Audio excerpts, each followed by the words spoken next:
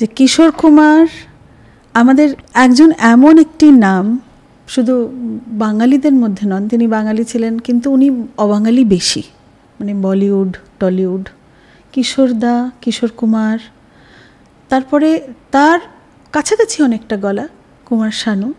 যখন কিশোরদা চলে যাচ্ছেন, গেছেন, তারপরে যে মানুষটি ইন্ডাস্ট্রিকে ধরে রেখেছে তিনি হলেন কুমার শানু। তো তুমি যে কর্পোরেটে চাকরি করার পর এত একটা ভীষণ একটা রেসপন্সিবল পজিশনে থাকার পর যে এই রকমভাবে গান বাজনা চালিয়ে গেছো এবং নিজের গলাটাকে একেবারে সেই একই একটা সেই এজের মধ্যে ধরে রেখেছো, এটাও কিন্তু একটা ঈশ্বরের আশীর্বাদ। আমি তো এটা পুরোপুরি ঠাকুরের আশীর্বাদ।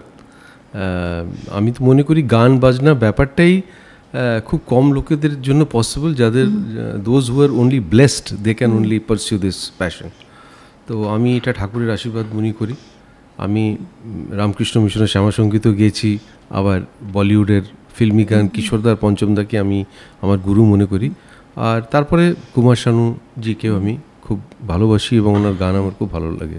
ঠাকুরমা স্বামীজির সঙ্গে তো একটা স্পেশাল কানেকশন, কারণ রামকৃষ্ণ মিশন দিল্লিতে তো প্রচুর যাতায়াত। হ্যাঁ, রামকৃষ্ণ মিশন, সারদা মিশন, আমি দীক্ষিত সারদা মিশন থেকে, হাউস কাছে যেটা আছে। তো আমি ওখানেও গান গাইতাম, আবার রামকৃষ্ণ মিশনেও কখনো কখনো গান গাইতাম বড় ইয়েতে। এটা অলমোস্ট 90s টাইমের কথা হচ্ছে। তারপরে অনেকদিন ডিফারেন্ট, আমার চাকরির জীবনের কারণে আমি অতটা কন্টিনিউ করতে পারিনি, কারণ আমি খুব ট্রাভেল করতাম, মাসে 15 দিন বাইরে থাকতাম। তো অ্যাকচুয়ালি আমি এই যে ছোটোবেলা থেকেই কিশোরদার গানই গাইতাম, অন্য কোনো গান আমি গাইতামই না। তো পরবর্তীকালে মিশনে যখন গাইতাম ঠাকুরের গান, শ্যামাসঙ্গীত, তো আমাকে অনেকে এসে বলতো, তখন সদ্য কুমার শানুজি এসছেন ইন্ডাস্ট্রিতে, তো আমাকে অনেকে ফিডব্যাক দিতেন যে আপনি গলাটা ওনার সাথে মেলে, কিন্তু আমি কখনো ওনার গান শুনিনি তখনও প্রপারলি।